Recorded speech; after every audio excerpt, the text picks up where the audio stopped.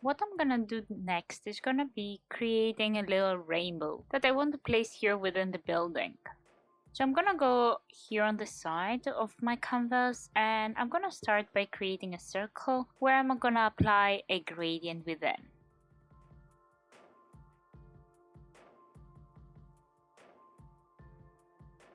I'm gonna double click on the side here and start by color, which I could play between, let's say, this blue kind of purple color and magenta.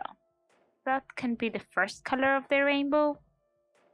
Then I'm gonna duplicate it using Alt and Shift key to switch it to, let's say, this cyan to blue. And then I could play a bit more with, I think, something similar again. Perhaps one of them could be switching the purple to the light purple. Let's do that. And then I'm gonna add the other colors that they're remaining, which is something in the yellow kind of tones that we didn't use yet.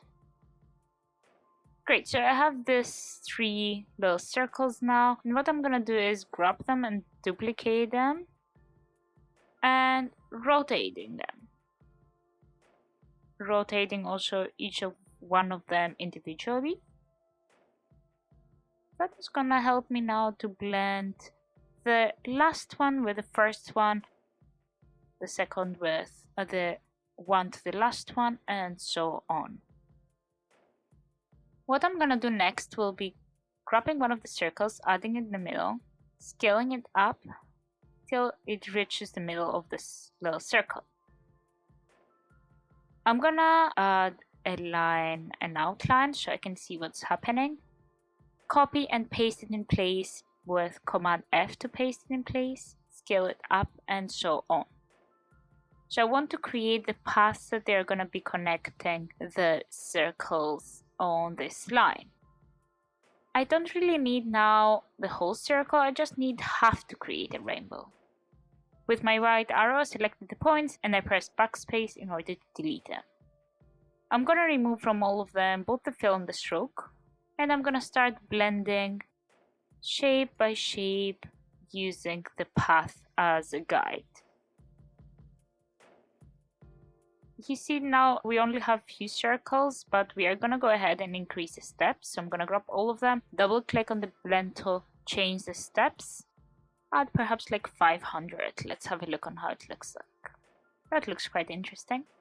So for the blending, you can either press the shortcut, which is Alt Command and B letter, or you can select both sides, the path, and go Object Blend and Make. With my right arrow, I just clicked on the circle and I'm gonna rotate it so I can actually create a bit of more engaging gradient so it doesn't have to be flat all over around. So something like, yeah, this can be quite fun. Let me turn also that to have a bit more pink, so the other way around. Somewhere like there, or even more bluish. Yeah, let's turn also this one to blue. I think it was better before. Great. Let's change those 2 gradients to something slightly different. Instead of that, let's use... Oh, that is slightly different. Yeah, that's good. So that makes a bit of a contrast, a bit of a difference. And let's turn to see a bit of extra pink. I want to see a bit of this color more. So let's turn again the circles around. And the last one, I think it's a bit too moody kind of color. Let's go with something a bit more contrasty and add a bit of extra pink on it. Just working a bit with the gradients so you can adjust them and find an interesting position to apply them.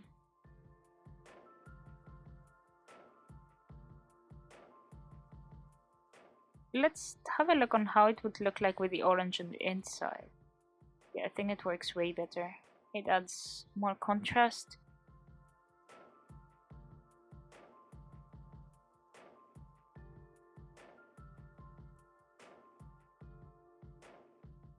Let's do the same here. So turning it around.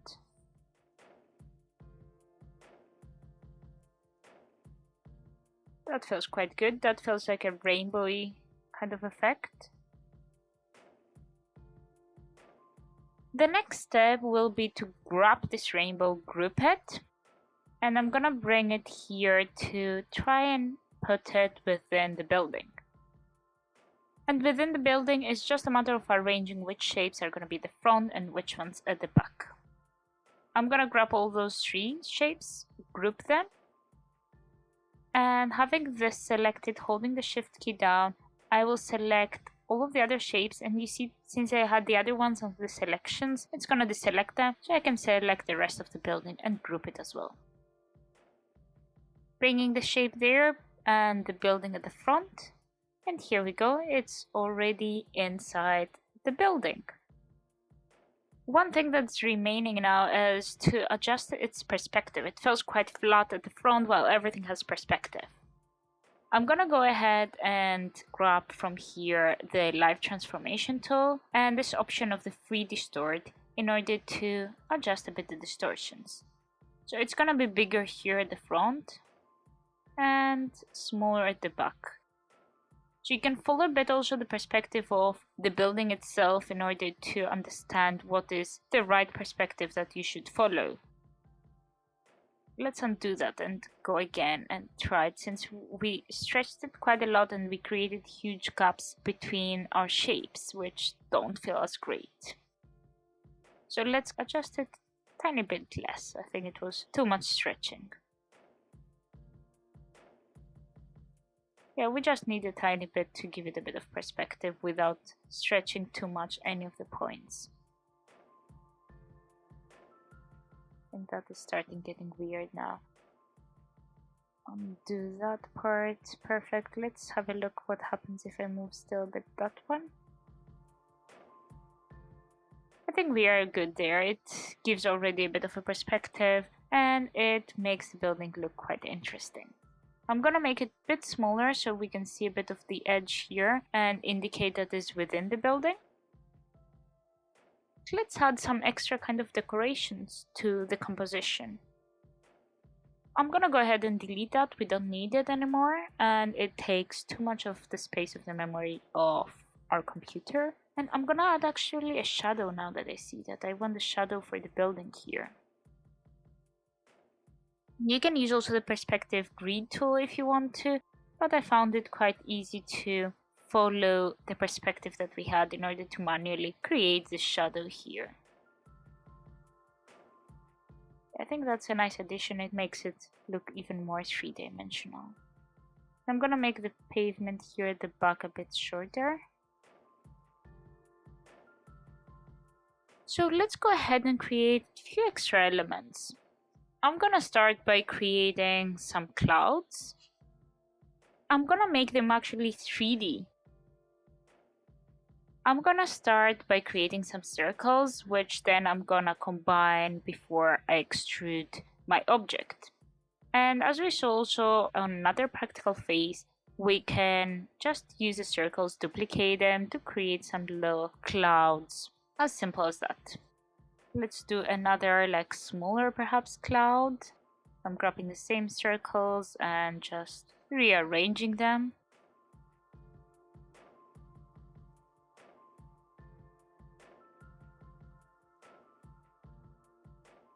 Perfect, so we have two little clouds now. We are gonna work on them to extrude them and make them three-dimensional. First thing would be to merge those shapes. Grabbing them and using the pathfinder to merge them and create one shape out of them.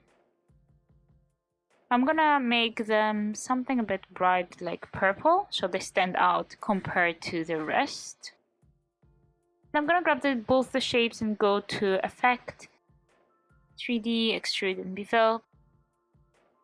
I'm gonna turn them that direction so they match the perspective of the composition. And I'm gonna add from the bevel a bit of like a step there. I think that's quite nice. Even increase the height of that so it can be a bit more curvy. Let's see again the rounded option. Yeah, I think the rounded works even better. Let's do height tiny bit less. So it takes a bit of like back and forth to adjust it nicely.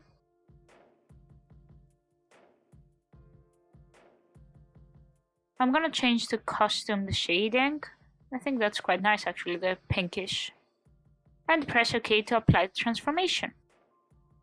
I think the darker was working a bit better, so let's move ahead and change it.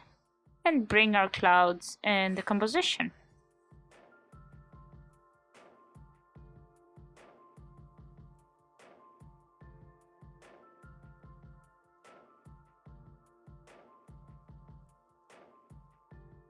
It's already looking quite fun.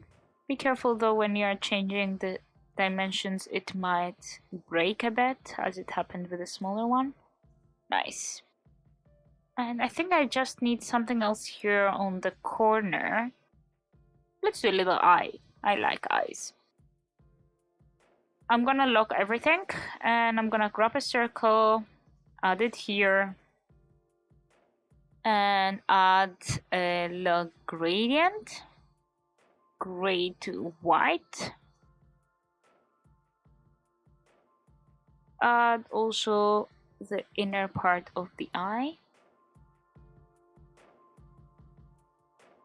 It's always quite nice. It gives this kind of abstract situation, this surrealism to the composition, adding an element that it feels quite random, would say. We need also another circle for the black part of the eye, core of the eye.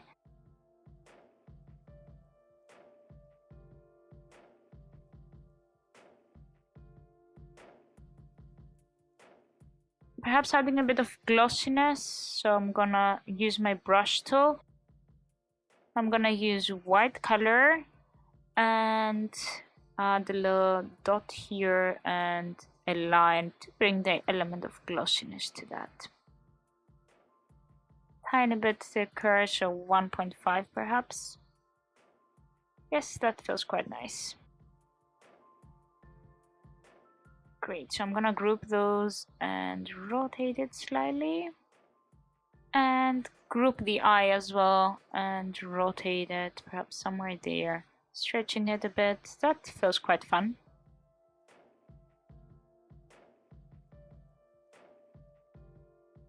Perhaps this perspective feels a bit wrong, so I'm gonna go ahead and change it using the appearance panel. So I'm gonna select the object, 3D again. I think it should be somewhere like a bit more like that, so we see less of the top. I think that can work quite well. We send it to back.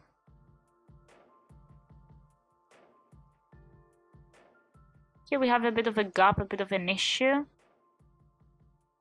Let's try to duplicate the shape. Yes, so duplicating it, then it covers this issue there.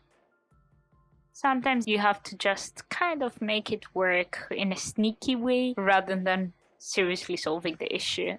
It's an illustration, so it just has to look great. I think we are in a great stage, so I'm gonna go ahead, since I'm not really planning to change anything and change the perspective. It doesn't really matter if I move it now and it's gonna go out of the grid.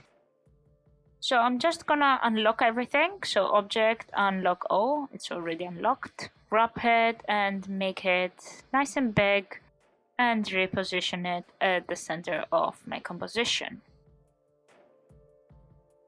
It might take you a bit of time, especially if you're using the blend tool, which is a bit of a heavier tool, because we have like 500 copies I think we put on each of the arches.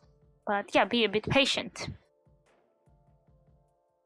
Here we go. Here is our candy world, our dreamy landscape, our dreamy composition. All those tools allow you to bring in the third dimension to your illustrations. I would recommend to explore all those tools further and try to find ways in which you can combine them in order to get the best possible outcomes. In the next and last course, I'm going to show you how to export your work both for screen and for print.